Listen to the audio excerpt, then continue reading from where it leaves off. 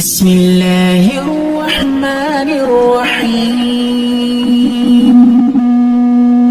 تبارك الذي بيده الملك وهو على كل شيء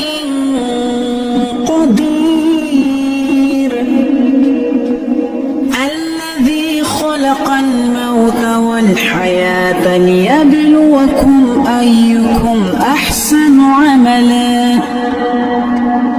وهو العزيز الغفور